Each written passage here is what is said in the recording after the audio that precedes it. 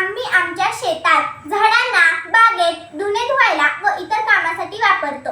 याचे फायदे सांगायचे म्हटले तर आमचे महानगरपालिकेचे पाणी बिल कमी येते। दुष्काळात हे पाणी आम्ही वापरू शकतो।